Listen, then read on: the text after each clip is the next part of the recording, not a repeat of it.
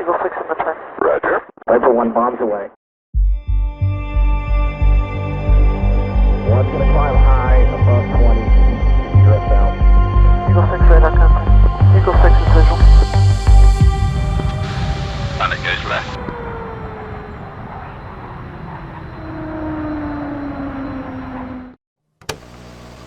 Welcome back to the DCS SITREP, where we discuss news and information about the world's premier combat flight simulator for the home PC DCS world.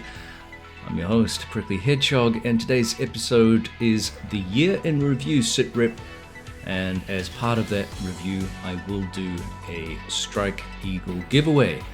Let's begin with the review of the year of the Strike Eagle and critical core engine updates in the form of multi-threading and DLSS, which saw great improvements for most of us in DCS world. Now, yesterday's newsletter highlights some of their own achievements in 2023, ED that is, and they explained that a lot of their achievements centered on, as mentioned, core game improvements and bug fixes. One of the biggest updates we've had in recent years was multi-threading and the introduction of 2.9. In simplistic terms, this unlocked the game's ability to better take advantage of modern hardware architecture, particularly CPUs with a high number of physical cores and simultaneous tasking threads. Previously, the game was limited in this area and favored CPUs with a lower number of cores and higher clock speeds, which were a hardware feature when the game was originally released. You got speed from high clock speeds. You didn't really do the multitasking and the multi-threading stuff. So players with high-end CPUs would find themselves with comparatively poor frame rates despite having high-end systems and no way to unlock access to the processing power available to the system. A feature of some high-end CPUs too is generally lower clock speeds, because with more cores and threads operating, you no longer need to rely on a higher clock speed to complete the tasks if they're run simultaneously. Again, this was a disadvantage with the software as it stood, that is the game software, when it was first released. So ED released multi-threading this year in conjunction with the subsequent release of DLSS support and FCR. DLSS is for NVIDIA cards, and that has greatly improved generally performance for most players, especially in the area of frame rates and overall eye candy. There are some quirks with DLSS, it's still being kind of tweaked, and as discussed in previous videos, it isn't simply a matter of turning everything up to 11 and assuming the game will provide optimal results with your rig. It is a matter of trial and error to etch out the best results for individual systems. In some cases, I am aware based on community feedback that 2.9 unfortunately did not deliver for them the best results, and I know some people have rolled back, if you like, some of the available performance enhancements. I think overall though, and I believe overall, the results were highly successful, and generally feedback has been very positive for both 2D screen users and especially VR users alike. Now, Nick Gray indicated too in a recent interview that the other piece of the puzzle in terms of performance tweaks is going to be Vulkan API. This is also coming in 2024, or so he indicated. Now, this should unlock some more of the power available to tweak our visual performances, but it won't be the silver bullet for curing any performance woes, remember. Nonetheless, any performance edges we can chip out of the game engine isn't a bad thing, and once again, I'm looking forward to seeing this in 2024, as Nick Gray indicated we should see. Fingers crossed. Hey, Chris Fuller dropped off at Curacao, I guess, flew. Why? Who? Oh, really? Last caller, clear white 8. Enhanced voice chat was also, well, basically revamped and updated this year. It received substantial improvements in 2023 according to ED, with the addition of a better interface, enhanced stability, and communication options. And this is not something I have personally tested, and indeed some community members question the effort of doing it given SRS's popularity. It was suggested that perhaps the effort going into voice chat could have gone into more important core bug fixes or other development processes by ED. I'll let those with more experience comment on this. I can't make the comparison in fairness due to my lack of familiarity with the in-house voice chat system that they have produced. I've only used SRS and it's always produced, I can't say always, but it's produced generally excellent effects. Once you have it set up properly, it is very good and technically it is a free program. Moving on to other topics here, with the introduction of 2.9, ED also introduced some really cool visual effects, and one of these, which was very pleasing and improved realism and also introduced a high degree of immersion, was procedural grass distribution technology. This was implemented to look more natural, adding better shading with ambient occlusion and more realistic traction to wind and rotor blast. I think they nailed this, and I know they are continuing to tweak and improve on this effect, which also serves an additional elevation cue, especially on landing. Remember too that it also affects some vegetation, like trees nearby as well, and it really is a neat touch. I'd like to see this expanded though to include jet or prop wash from aircraft as well, and include effects like maybe water spray on wet surfaces. That's probably a challenging effect to recreate, but it would be fun to see water spray on landing and takeoff of wet runways, or even say the carrier deck. ED also reminded us about the complex work they've done on the new data link architecture system, which is implemented across several aircraft platforms, enhancements to weapon modeling, new visual targeting sighting options, improved forward-looking infrared radar modeling, the addition of new weapon types, updated air-to-air radar modeling, new and improved models for several AI-only units, multiplayer performance and stability improvements, new liveries, multi-crew improvements, many new and free missions, several new pilot models, and enhancements to the mission editor, to name just a few. Quite the list there. Now, some of this has already been discussed in prior videos and or discussed by WAGs in relation to the data link information sharing, which was a really big introduction and a very heavy coding system that they've introduced. It is quite complex to do these things. Now, this primarily improves coordination between aircraft like the F-18, so buddy aircraft if you like, and also the F-16. You can share a certain amount of data between each of these platforms. So it's worth taking a look at those videos if you're interested in learning more about that feature and its implementation, which again is based on a real-world feature. Not mentioned was the amount of work that likely went into creating that important SA feature, like I said, across both of those aircraft, which also saw major radar overhauls as well. Now, radars are difficult to recreate in game given the secrecy surrounding the technology, even old technology, but we've been really spoiled with the F-15E radar and the work that has been done on the Mirage 2000C.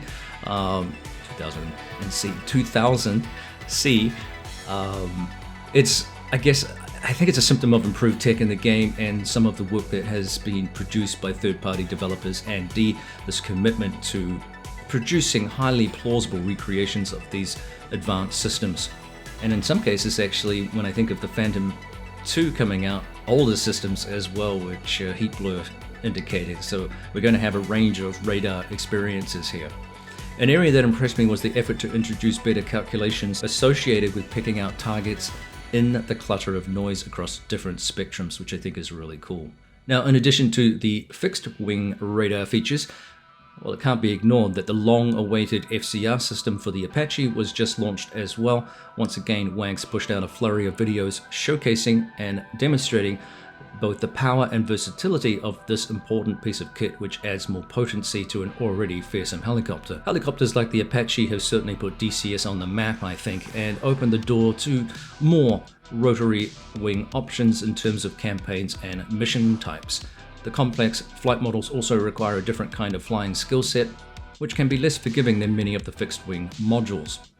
It's been exciting to see the growth in the community and the improvements to the Apache in this area, which remains one of the better iterations of the aircraft, available in recent years, I believe. ED rounded out this week's newsletter by reminding us about the release of many exciting DCS modules and campaigns that included everything from the F-15E from Razbam, the Mirage F-1EE and BE from Argus, the Normandy 2 map from Ugra Media, the Sinai map from One Retech. I think several maps have benefited immensely too from the new multi-threading thanks to the performance boost, especially at low levels. These include maps such as the Marianas. The South Atlantic map also received a huge visual overhaul from Razbam thanks to some new mesh software that they introduced. And again, I think this has led to better improvements in frame rates and, as I said, aesthetic experiences at low level. So it's been a really bumper year for map makers and module makers alike. Chop word second. Buster 2-1, Alley Cat. Words Alpha, Chalice, no-go. Checkmate, no-go. Words Bravo, single frequency war on beige 3-0. Now, while we're talking about modules and third-party developers, they've been extremely busy in 2023, and there's no doubt in my mind that the F-15E was something of a milestone in DCS modules. It brought in one of the most eagerly awaited Gen 4 aircraft with a well-deserved reputation as being one of the most capable aircraft in the US Air Force's arsenal in the decades that it's flown, and new iterations such as the F-15EX are now slowly being rolled out. It's big, it's fast, it has a terrific radar, and with the capacity to carry an enormous amount of gas and whopping payloads, it's not difficult to see why this is a go-to aircraft for anyone looking to blow thine enemies to smithereens. It is the holy grail of bomb trucks in a fighter-bomber configuration in DCS world, and remains so to a greater or lesser degree in the real world as well. But is it worth it, you ask? These questions are sometimes difficult to answer, and so we'll use the default pilot response to questions requiring specificity. It depends. It really does depend, though, on what you expect from an early access aircraft and whether you're willing to pay for it in its current state. It's always a divisive position. My own experience is largely irrelevant here, or at least my own opinion is largely irrelevant, because there's a degree of subjectivity in all of that. And I think it is worth it, the purchase that is, with the expectation that the module is only going to improve. Realistically, the aircraft still has features that need implementing, including the promise of a limited AI system that will fill some of the gaps of an absent Wizzo and the sniper pod system, for example. While it can be flown independently, I suspect the presence of an AI Wizzo, or even a human one for that matter, completes the experience. In fairness, Razbam always maintained that the aircraft was built around a multi-crew concept of real human players to satisfy purists, rather than the gamers out there or pure solo players. But later in development, they softened that stance and it indicated, as I said, work being done on some form of an AI Wizzo to complete some crew coordination. It will not be a copy of Heatblue's Justice AI system, however, Razbam promised. They hinted they wanted to avoid some of the corniness of that system. Heatblue, in fairness, has moved on from the original Jester format, and we'll have to see how much of his original coding exists as a ghost in the machine under Jester 2 with that Phantom release. Overall, I think the introduction of the Strigel has been extremely well done and been a welcome addition to the Gen 4 stable of exceptional aircraft from ED with the F-16 and the F-18, and Heatblue with the F-14, which is an older Gen 4 aircraft. While the full complement of weapons is yet to be implemented, JDAMs, for example, were introduced a patch or two ago, and no doubt more will be on offer, expanding the mission set of the aircraft exponentially in the game. There's certainly enough razzmatazz though to get you started in the business of ground pounding, which is the Strigel's strength, so I think to ignore it right now is perhaps a little short-sighted, unless of course you're waiting for some other sale. But remember, there's generally limited sales on early access aircraft once they have been released. One feature that is extremely exciting is the terrain following radar, which was not available on initial release, which has also been added, offering that slightly unnerving feeling of having the jet fly you at dangerously low speeds while you put trust in its computer and navigation equipment. This has been achieved in part thanks to the amazing radar system, which is hands down one of the best in game. In the current world of operations, the TFR is not used as much, I understand, especially following lessons learned in Desert Storm and low-level interdiction missions. The Brits were also a litmus test for the dangers of low-level work in this conflict, which was normally bread and butter stuff for the Tornado, which also has TFR and the European theatre they trained in. However, Desert Storm dealt out harsh lessons to learn about the effectiveness of low-level missions against defensive systems around heavily defended targets like airfields. Nonetheless, we get to play with this in-game, and it's faithfully recreated and a unique feature of the aircraft in-game, along with the impressive flare system and the air-to-ground radar. Perhaps the only lingering bad taste, and it seems all but forgotten now, was the disappointing launch of the aircraft, which, due to bugs and rumors about needing additional scrutiny from the Department of Defense, which I can't verify, delayed the promised initial release dates. Slated initially for a Q4 release in 2022, along coincidentally with the Phantom 2 from Heatblue, the project was pushed back into Q1 of 2023, but it wasn't officially released until June of this year. The repeated delays soured the launch. The community's reaction was understandable in terms of frustration and disappointment, but it boiled over into verbal violence on some forums. As a content creator, I was lucky enough to get the module ahead of release and assumed it was coming out within a week or two, but it wasn't quite ready. Producing content about the aircraft morphed from community enthusiasm to hate and vitriol from some community members who began questioning my and other content creators' worthiness of even having access to the aircraft at all. The content creator was allowed to play with it, why aren't we, were the constant cries. And then began the scathing comments, and one could hear the knives being sharpened in the background and smell the smoke of the lit torches. I took a cue from Casmo TV in avoiding producing content just to stave off the verbal assaults. I had not booked time really to get to grips with it in June, which is filled with other chores for me after a long winter in Minnesota, and last winter was pretty horrendous. Practically, it wasn't easy to learn about the complex systems and produce content only to have your throat slit by the community baying for blood and wanting their hands on the module, and it really did sour my experience, to be honest. Fortunately, not everybody was ready to stab me, and I appreciate the support from those people.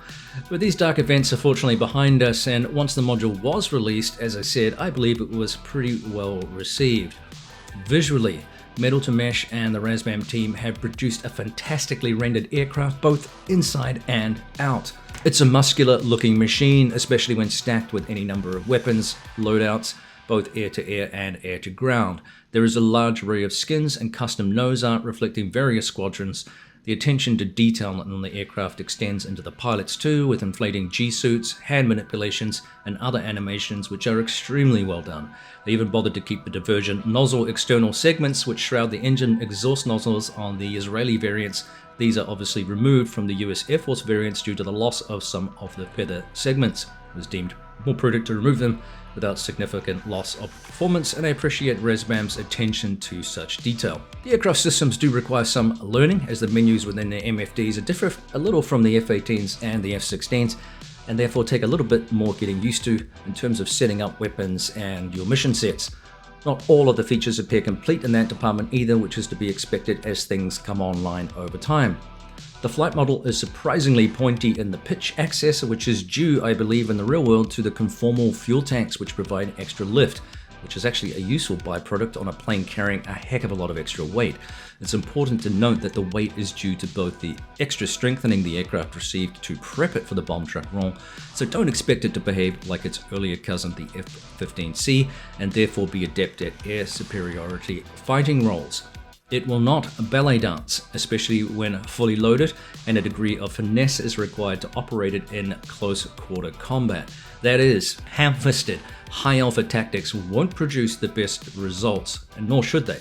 The huge aircraft is capable of bleeding off a lot of energy, and you'll find yourself in low-speed aspects with the afterburners churning through your fuel at astonishing rates. It's actually a tactic not advisable for any good pilot flying almost any aircraft, according to the recent interview with Royal Canadian Air Force pilot Bones Ledsham on the 10% True podcast. He likened that position as basically turning your aircraft into a giant flare, basically a massive heat signature ripe for being punched up the jacksie with a heat seeker. The Striegel's strength lie therefore more in its BVR capacity thanks to the Eye of Sauron-like radar and its massive engines to either rate fight, extend, evade, or simply outrun. Common tactic, for example, is to drag enemy fighters into the overhead escorts you have, such as F-15Cs, although the Striegel is capable of self-escort like a lot of fighter bomber aircraft such as the F-18. Now, before this degenerates into deeper BFM ACM discussions, which I'm largely unqualified to dissect, let alone discuss, there is a danger in using BFM performance to rate aircraft against each other in the real world, and certainly in DCS. It's important, I think, to distinguish the role and task of a particular aircraft, or what it was actually designed to do, and assess its inherent strengths and weaknesses within its own merits. This is a legitimate mechanism pilots use to avoid fights in aircraft where they can't win, where possible. In short, the aircraft is fun to fly, and I expect continued development and improvement to only enhance the experience I've had with it. Hopefully we'll see an expansion of missions and new campaigns, which I hear are in development, so stay tuned. As part of all of that, I am doing an F-15E giveaway, like I said. So give me a hashtag F-15E Razbam in the comment section below, and a random subscriber, you must be a subscriber, will be picked, hopefully in time for Christmas. Hydra, focus is 2 minutes to the turn. Hydra, roger. Hydra, focus to the turn. Hydra, roger. Now, ED also reminded us that they have not been idle in the ground units department either, explaining that 2023 saw several improvements to AI ground units in both game performance and behavior. To enhance game performance, AI anti-aircraft artillery, or AAA, calculations were optimized, and large missions with many ground units now take advantage of the performance gains afforded by multi-threading. This is good stuff. Multiplayer was also improved with the synchronization of artillery impact points. Route following of both ground and naval units is important, and further improvements will be delivered in early 2024. That's really good news. Ground units saw some welcome additions, such as the ability to load and unload infantry units, the ability for the AI to select between ammunition types more wisely, new reloading sounds, and new voiceover audio for player-controlled units using combined arms.